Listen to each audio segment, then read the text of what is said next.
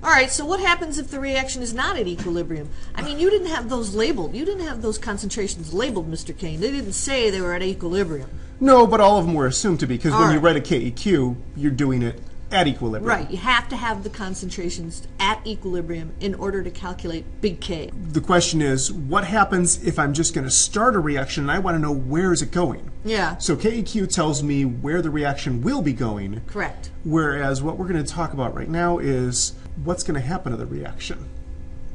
So if I start the reaction at a certain place, and if I'm starting the reaction at a certain place instead, where I start it is called Q. Uh-huh.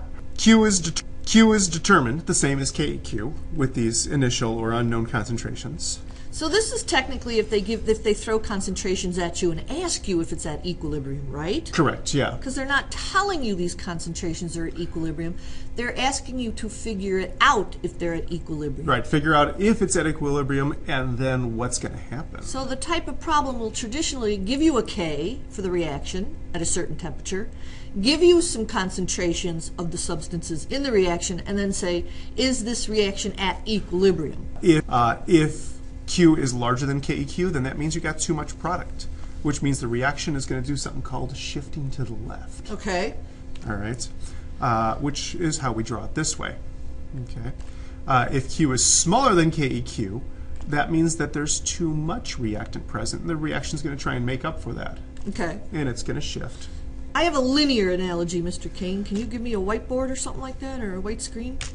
All right, draw a straight line. All right, let's say the question gives you K. Throw a line, K, throw K in there somewhere. Here's a K. Okay. There's KEQ, right there. Right. Okay, now, here's my analogy, and this is how I get it straight in my head. If you are given concentrations that you don't know are equilibrium concentrations, and you calculate Q, and you calculate Q that's larger than KEQ. So Q is big. All right, way too big. You overshot your equilibrium position. You have to go back to it. You have to shift left to get to the equilibrium. Okay, so shift left. Right. And correct. And that's if Q is bigger than the KEQ. Right. So what if the Q is tiny? Well, if the Q is tiny, then obviously you've got to keep going to the right to get to that spot. It's KEQ that you're trying to get to. All right. And it'll shift to the right. And it's going to shift to the right. So it's kind of like a number line. If I know KEQ is going to be a fixed position, and Q is going to be able to be anywhere on there, and I just have to determine whether it's going to shift the reaction right or left to get to KEQ. Right. Your big K is fixed. You can't switch K. You can't shift K. It's Q. Those concentrations are wrong. They're not at equilibrium. It always wants to get to big K, or hey. So we've got an example here. There's the reaction. It's a familiar reaction. We saw that in the last one. And they give you K. And they give you a K value, which looks like the same K value that we calculated before. Right. Consider you have the following concentrations. So notice here, these are different concentrations because it's not at equilibrium. It's right now. We're starting the reaction. We need to determine the Q and predict how the reaction is going to proceed. Okay. Well, to write a Q, it's going to be the same as writing the KEQ, so it's the... Calculating it's the same way. So I set that up, right? And then I plug in my numbers that they gave me. All right. Bicarbonate was 7.1 times 10 to the negative third. Hydronium was 1.7 times 10 to the fourth, and carbonic acid is 4.5 times 10 to the negative second. So then we just punch some buttons on our calculator, All right.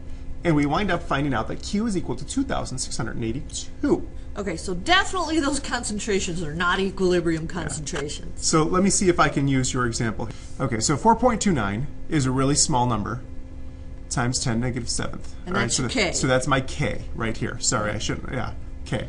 Those concentrations gave you a Q of 2,682. My Q is huge. That's a huge Q. It's just gone way past where it's supposed to be. The reaction is way past where it wants to be. So what the reaction is going to wind up doing is the reaction is going to wind up shifting to the left. Correct.